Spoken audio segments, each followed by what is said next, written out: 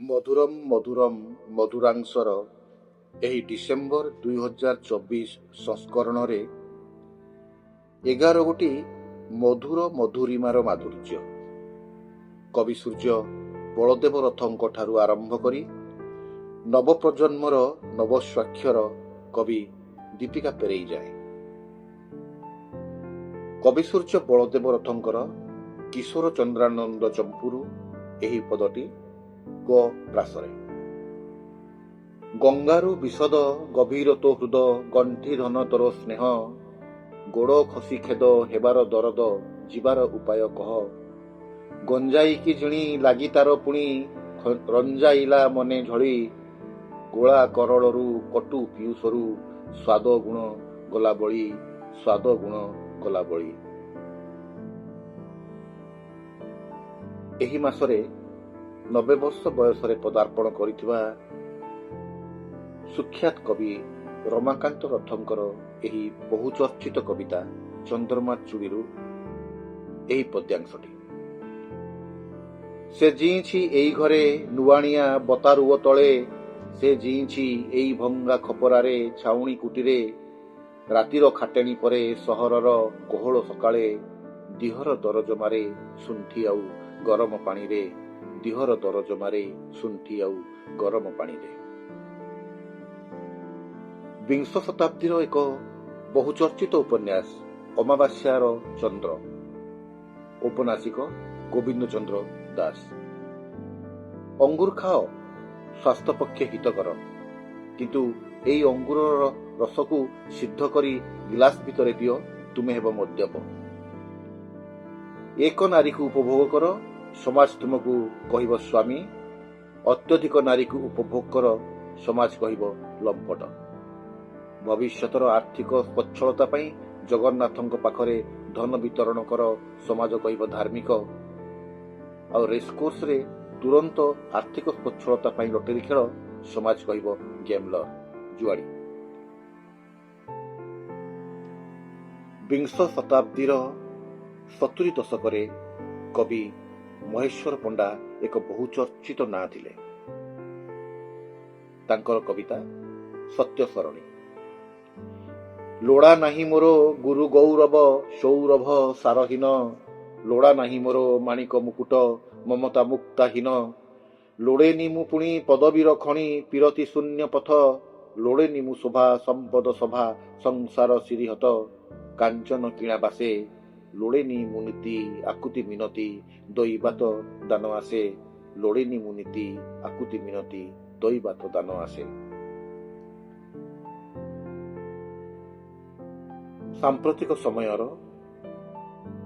ଜଣେ ବହୁଚର୍ଚ୍ଚିତ ଗାଳ୍ପିକ ଶାନ୍ତନୁ କୁମାର ଆଚାର୍ଯ୍ୟ, ତାଙ୍କର ଏହି ଗଳ୍ପ ରାତିର ଶବ୍ଦ ତହିଁରୁ ଗୋଟିଏ ପଂକ୍ତି। ମା, ଏ ମୂର୍ତ୍ତିଟା କାହା ମୁହଁ ଜାଣ? କଇଁ କଇଁ ହେଇ କାନ୍ଦି ଉଠିଲା ମନୁ। ଏଇଟା ଭାରତ ମାତାଙ୍କର। ହେଇ ଦେଖୁନ, ଏ ମୁଣ୍ଡ ପଛପଟେ ଭାରତ ମ୍ୟାପ। ଏଇଟା କାଶ୍ମୀରର ଛବି ନୁହଁ? ଆଉ ଏଇଟାକୁ ଦେଖୁନ, କୁକୁର ମାନେ କାଲି ରାତିରେ କଣ କରିଛନ୍ତି? ଦେଖ ଦେଖ, ହେଇଠି ଦେଖିଲ, ଆସାମ। ଆସାମ ମା, ଆମ ଆସାମ ଖଣ୍ଡକ ଭାରତ ମାତାଙ୍କ ମୁଣ୍ଡରୁ ଛିଣ୍ଡି ପଡିଲା ମା। କାଲି ରାତି ଯାକ ଏଇ କୁକୁର ମାନେ ଏଇଆ କରୁଥିଲେ, ଏଇ ଶବ୍ଦ ଶୁଣୁଥିଲେ ଆମେ ତାହେଲେ ରାତି ସାରା। এই ଗଳ୍ପ ସଂକଳନ 50 ଜଣ ପ୍ରତିବେଶୀ। ମୁଖବନ୍ଧ ଲେଖିଛନ୍ତି ସୁଖ୍ୟାତ ଲେଖକ କୈଳାସ ପଟ୍ଟନାୟକ। ତହିଁରୁ ଗୋଟିଏ ଧାଡ଼ି। ଗୋଟିଏ ବଡ଼ ଦୂରତା ଯଦି ଉଭେଇ ଯାଏ, ଗୋଟିଏ ଆଦିମ ଘୃଣା ଯଦି ସହସା ଆନ୍ତରିକତାରେ ପରିଣତ ହୁଏ, ଗୋଟିଏ ତାତ୍ସଲ୍ୟର ଚାହାଣୀ ଯଦି ବଦଳି ଯାଏ ସହାନୁଭୂତିର ଆଲିଙ୍ଗନରେ, ତେବେ ଲାଗିବ ସବୁ ଅଜଣା ଅଜଣା, ଅପରିଚିତ ଅପରିଚିତ। ଆଉ ଏକ ପ୍ରଖର ସ୍ୱର କବି ଅମୂଲ୍ୟ କୁମାର ସ୍ୱାଇଁ, କବିତା ଲୁହ ପୋଛିଦେବି ଆ। ଓଡ଼ିଆ ମା ମୋ ବିକଳେ କାନ୍ଦୁଛି, ଓଡ଼ିଆ ପଡ଼ିଛି ଶୋଇ, ଚୋରା କମ୍ବଳରେ ନିଦ ଝାଙ୍କି ଅଛି, ନିଦ ତା ଭାଙ୍ଗିବ ନାହିଁ। ଓଡ଼ିଆ ମା ମୋ ବିକଳେ କାନ୍ଦୁଛି, ଓଡ଼ିଆ ପଡ଼ିଛି ଶୋଇ, ଚୋରା କମ୍ବଳରେ ନିଦ ଝାଙ୍କି ଅଛି, ନିଦ ତା ଭାଙ୍ଗିବ ନାହିଁ।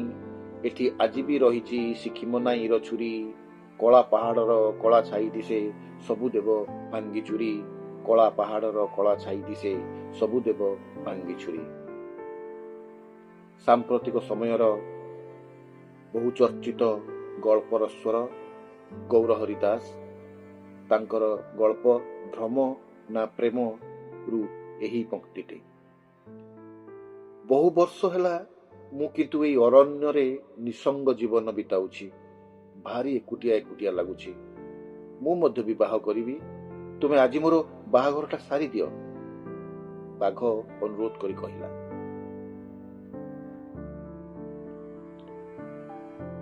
ସାମ୍ପ୍ରତିକ କବିତାରେ କବି ଏଲି ମହାନ୍ତି ଏକ ପ୍ରଖର ସ୍ୱର। ତାଙ୍କର କବିତା ନୀଳ ସାଟରୁ ଏଇ ପଂକ୍ତି।